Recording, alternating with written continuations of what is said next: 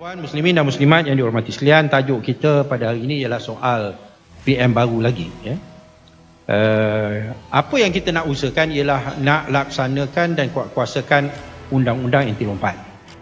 Saya baru-baru ini telah hadir di dalam mesyuarat jawatan kuasa pilihan Parlimen membincangkan akta anti lompat.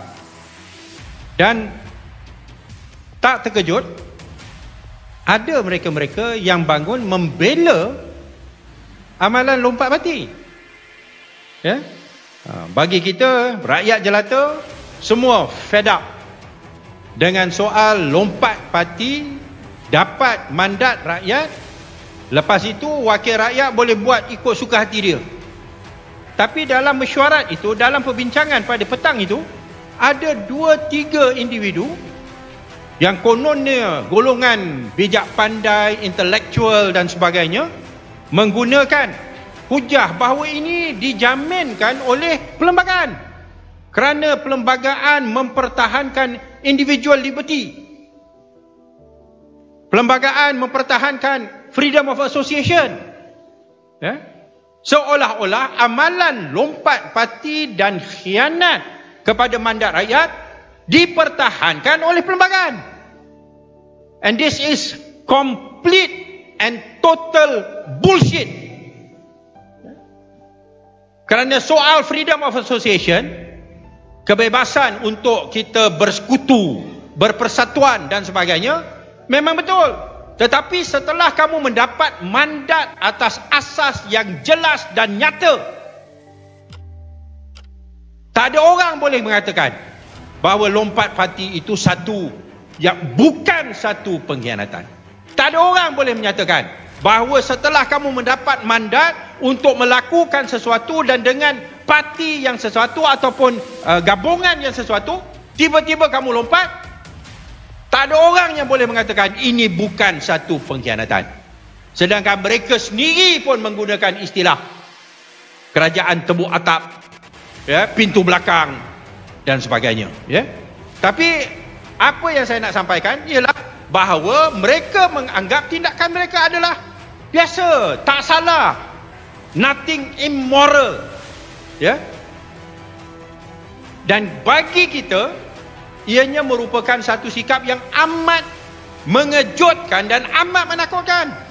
Kalaulah rakyat dengar penghujahan yang seperti mana yang dikemukakan oleh mereka pada hari itu, sudah pasti rakyat akan give up on politics. Lupa kan? Apa gunanya kita undi dia untuk bawa suara kita, untuk membawa perubahan, untuk memperjuangkan sesuatu. Itu apa yang mereka janjikan. Tiba-tiba mereka langgar dan mereka kata, oh itu hak aku. Maknanya lepas seseorang wakil rakyat itu telah dipilih sebagai wakil rakyat, dia bebas. Dia boleh jual diri dia, dia boleh jual kursi dia. Dia boleh lakukan apa saja yang dia nak untuk menentukan kepentingan dia tercapai. Pemikiran yang sebegini mesti ditentang. Dan inilah tujuan di sebalik MOU yang telah ditandatangani. Saya nak jelaskan isu MOU ini kerana ianya timbul kembali. Ada yang mengatakan, oh ini satu pengkhianatan. Ini yang menyebabkan ahli-ahli parlimen daripada Pakatan Harapan membisu. Membisu apa? Kalau tidak kerana kita bersuara, yang rang undang-undang 342 tu, yang terakhir tu, sudah pasti akan diluluskan. Tapi kita bantah, kita bersuara. Kerana MOU itu tidak menghalang kita menentang mana-mana rang undang-undang yang ingin dibawa oleh kerajaan PN, dan sebagainya lah. Kalau aku nak panggil apa kerajaan sekarang ni pun tak tahu. Kerajaan PN, MN, ataupun apalah. Kita boleh menentang. Kerana apa? Kerana dalam MOU mengatakan kita tak boleh menentang rang undang-undang yang dibawa oleh kerajaan atas syarat kita dibawa berbincang terlebih dahulu dan mencapai persetujuan. Baru ianya dibawa dan dibentang. barulah kita tak menentangnya. Ya. Ianya dibawa ke dewan dan dibentang, barulah kita tak menentangnya. Kerana kita dah bincang bersama. Tapi kalau dia bawa yang seperti mana akta yang nak dibawa yang 342 itu, yang nak naikkan nilai saman terhadap pelanggaran SOP hingga ke 10,000 dan 100,000 dan sebagainya, dia tak bawa bincang dengan kita, kita tak pernah setuju, maka kita tolak. Dan oleh kerana kita menyatakan bahawa kita tolak, dia tak berani bentang pada hari itu. Ya? So tak benar bahawa MOU ini menjadikan kita ni sebagai golongan yang mendiamkan diri dalam parlimen, dan perkara ini amat jelas bagi mereka-mereka yang mengikuti sidang parlimen. Ya. Tapi yang penting bagi kita, begitu juga dengan bajet. Ya?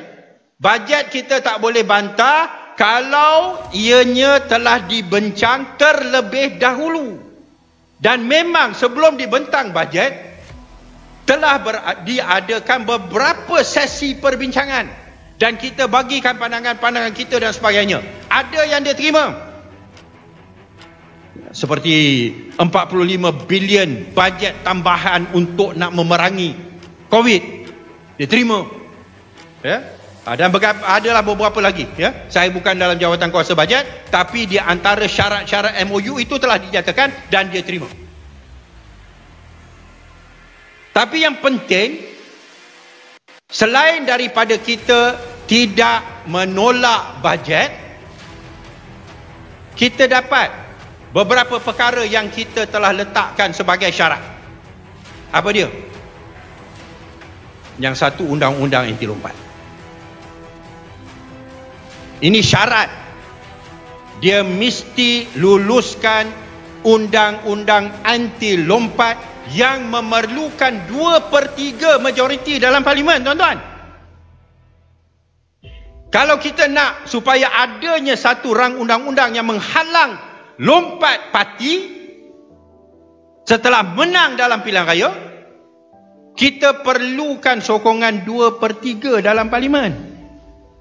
And that is impossible, mustahil, tanpa adanya satu persetujuan. Maka penting ke tak penting anti lompat ini? Penting. Dengan pengalaman yang telah kita lalui, dengan kalau tak ada undang-undang anti lompat ini, rakyat akan boikot pilihan raya. Nak undi buat apa? Ada wakil rakyat boleh gunakan kursi dia untuk nak nego, nak jadi menteri kanan, nak jadi menteri kiri, nak jadi timbalan menteri, nak jadi pengurusi JLC. Maka kita perlukan undang-undang anti lompat itu, supaya rakyat akan kembali yakin dengan sistem pilihan raya dan demokrasi, supaya kita boleh menang dalam PRU ke-15. Kerana kita tak boleh nafikan, yang lompat adalah ahli-ahli parlimen Pakatan Harapan. Yang dulu yang rakyat menangkan. Dah menang lompat. PPBM satu parti yang lompat. Sehingga pengurusinya pun ditinggalkan ke belakang. 11 ahli parlimen PKR yang lompat. Lalu kalau rakyat kata, kalau dulu kita pilih PH lompat, apa jaminan kali ini PH tak akan lompat? Oleh kerana itu kita perlukan undang-undang anti lompat ini untuk nak kembalikan keyakinan kepada sistem demokrasi. Dan itulah sebabnya kita adakan MOU. Begitu juga dengan soal undi 18. Begitu juga dengan soal nak menghadkan tempoh Perdana Menteri hanya kepada 10 tahun. Ni semua sedang dibincang. Adanya jawatan kuasa pilihan parlimen untuk membincang. Ada orang kata, oleh kerana MOU ini maka kerajaan ini kekal. Minta maaf lah MOU ini bukan CSA. CSA ini Confidence dan Supply Agreement. Ni CSA ini adalah perjanjian yang diadakan oleh kerajaan yang tak cukup majoriti. Dia tak cukup majoriti, dia hanya ada 105, katakanlah. Dia perlukan 112, dia hanya ada 105 kerusi parlimen. Maka dia buat CSA dengan pembangkang salah satu parti dalam pembangkang sokong dia, ada 10 ahli parlimen, maka dia dapat 115. Yang 10 ini akan sokong dia. Dalam MOU ni kita tak sokong dia. Tak timbul isu kita sokong dia. Tapi tanpa sokongan kita, dia tetap kerajaan kerana dia ada 115. Ni yang orang tak faham. Dah lah tak faham, beri ulasan panjang-panjang. Ni yang menjadi masalah. Kalau tak faham, tanya, kita boleh jelaskan.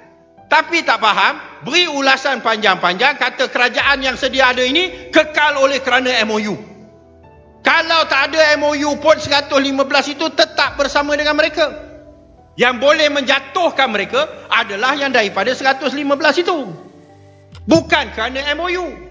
MOU kita bersetuju. Bukan nak sokong kamu. Tapi tak menolak bajet kalau kamu bincang bersama dengan kita dulu. Bila dia bincang dengan kita dulu, dia yang mengalah. Bukan kita yang mengalah. Kita yang untung, bukan dia yang untung.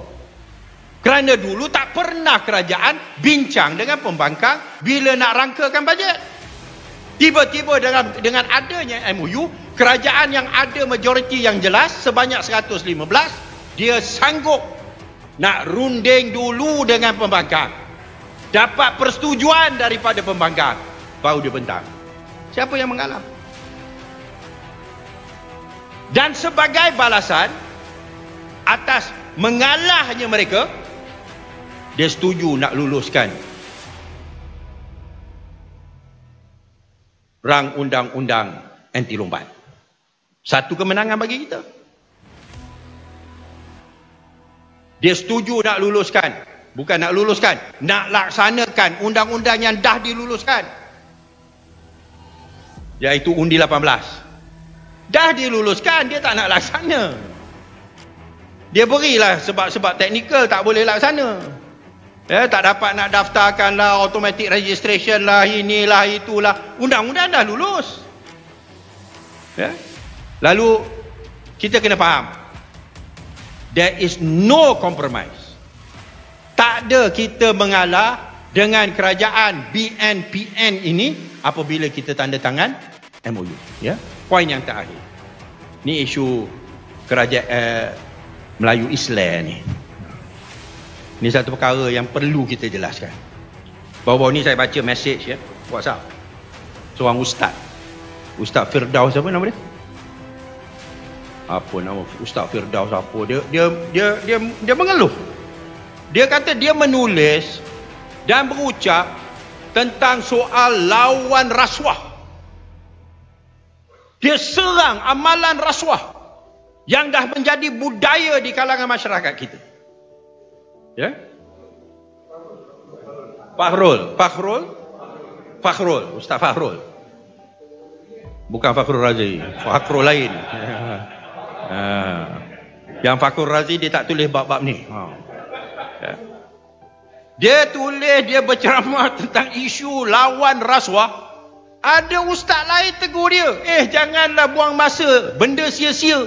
Awak tak sedar diri, awak menjadi alat kepada musuh umat Islam.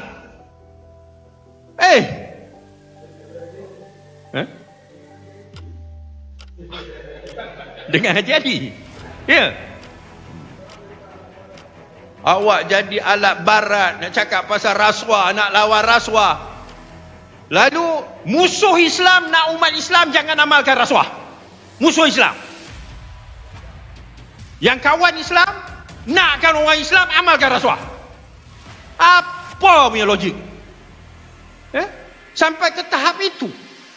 Sehingga ke tahap kata, kerajaan ini, kerajaan Melayu Islam, jangan sentuh, jangan kritik, jangan serap.